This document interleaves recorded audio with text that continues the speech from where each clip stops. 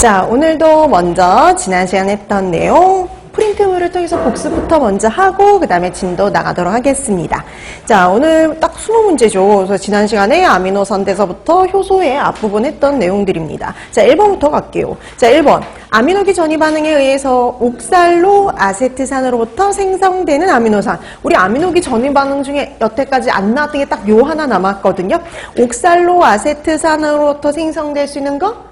아스파르트산이었죠. 그래서 답은 4번이 됩니다. 자, 우리 아미노기 전이 반응에 의해서 만들어지는 거 우리 세 가지 꼭 기억하자라고 했죠. 세 가지 아미노산, 우선 산성 아미노산 2개. 그래서 글루탐산, 아스파르트산 있었고요. 거기에다가 중성 아미노산의 대표인 알라닌 요거 합쳐놓으면 되죠. 근데 요거 같이 연결해서 꼭 기억해 두셔야 돼요. 시험 문제에서 누구로부터 생성되는 아미노산 이렇게 출제가 되니까 우리 글루탐산 그러면 알파케토 글루타르산이었죠. 그 다음에 아스파르트산 하면은 지금 좀 전에 나왔던 옥살로아세트산. 그 다음에 알라닌 하면은 비루부산. 그럼 여태까지 시험은 주로 이렇게 나왔단 말이죠. 피루부산으로부터 알파케토 글루타르산으로부터 합성될 수 아미노기 전이 반응에 의해서 생성되는 아미노산은 이렇게 나왔잖아요. 근데 거꾸로도 나올 수 있다라고 했죠. 그래서 글루탐산에서 내지는 아스파르트산에서 알라닌에서 뭐가 떨어져 나가고요. 아미노기가 떨어져 나가고 남는 TCA 골격은 이렇게 나올 수 있죠. 탄소 골격은 이렇게 물어볼 수 있는데 그 탄소 골격이 TCA 어디로 들어가느냐 이렇게 물어볼 수 있어요. 얘네들이 다 어디예요? TCA 중간체들입니다.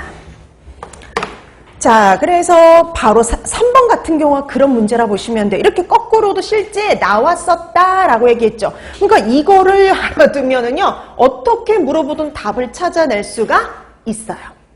그래서 3번 같은 경우 먼저 보시면 글루탐산의 탈아미노 반응 후 생성된 탄소 골격이 TCA로 들어가는 형태에는 이렇게 거꾸로도 나온 적이 있습니다. 그래서 글루탐산에서 떨어져 나가면 알파케토 글루타르산이죠. 자, 그래서 3번의 답 3번. 자, 그래서 1번의 답은 4번, 3번의 답은 3번이었어요. 그 다음에 2번 갑니다.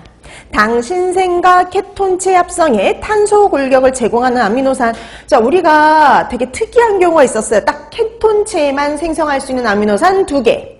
그 다음에 당신생하고 케톤체 합성 모두에게 탄소 골격을 제공할 수 있는 거 4개. 그 다음에 나머지는 다 뭐였어요? 당, 신생만. 이렇게 기억을 하면 됐었거든요.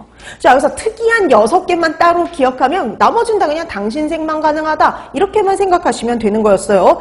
자, 그런데 여기서 지난번에는 그게 나왔다 그랬잖아요. 케톤체만 생성하는 애. 케톤체만 생성하는 아미노산, 케톤체 생성에, 합성에 탄소 골격을 제공하는 애가 누구냐? 이렇게 나온 적은 있으니까 이제 여러분은 그 문제가 나올 가능성은 없다라고 보시면 돼요. 생화학은 연속적으로 똑같은 문제가 거의 나오지를 않습니다. 그럼 대신 이런 건 나올 수 있죠. 당신생과 케톤체 합성에 둘 다에 탄소 골격을 제공하는 아미노산 이렇게 나올 수는 있어요. 그럼 이건 다른 문제거든요. 자, 그러면 당신생, 케톤체 합성 모두 다에 제공할 수 있는 거 2번 있죠. 이소류신. 자, 그럼 2번의 답은 2번인데 여러분 이거 말고 3개가 더 있잖아요. 뭐가 더 있었냐면요. 3개란다. 4개가 더 있었죠. 그래서 페닐알라닌, 그 다음에 티로신, 트립토판, 그리고 트레오닌 이렇게 해서 5가지였습니다. 자, 그래서 2번의 답 2번이 되겠고요. 자, 그 다음에 3번. 3번 좀 전에 했고요. 그 다음에 4번. 아미노기 전이 반응에 관여하는 조효소는 여러분 이거 이전에 여러분 시험 문제에서는 아미노기 전이 반응에 관여하는 비타민은 이렇게 해서 나왔어요. 근데 여러분 그 비타민은 그럼 여러분 안 나와요. 대신 뭐가 나올 수 있느냐? 조효소를 물어보는 게 나올 수 있습니다. 자, 아미노기 전이 반응에 관여하는 조효소 그럼 당연히 PLP 답은 5번이죠. 비타민 B6입니다. 자, 그래서 4번의 답 5번이 되겠고요. 그 다음에 5번. 알라닌이 아미노기 전이 반응 후 생성된 탄소 골격이 TCA로 들어갈 때의 형태는 자, 이렇게 거꾸로 나올 수 있다라고 얘기를 했죠. 그럼 알라닌에서 떨어져 나가면 뭐였어요? 피루부산. 그쵸? 답은 4번이요. 그래서 5번의 답 4번이 됩니다. 그 다음에 6번. 암모니아를 처리하기 위해서 근육에서 간으로 운반되는 아미노산은 그랬습니다. 그럼 근육에서 만들어진 건 누구의 형태로 운반이 됐었냐면 알라닌이었죠? 답은 1번입니다. 자, 6번의 답 1번이 되겠고요. 그 다음에 7번. 단백질 분해 대사의 최종 산물은 그랬습니다. 여러분, 단백질 최종 누구의 형태로 배설이 돼요? 요소, 그쵸? 최종 분해 산물 요소예요. 답은 3번이 되죠.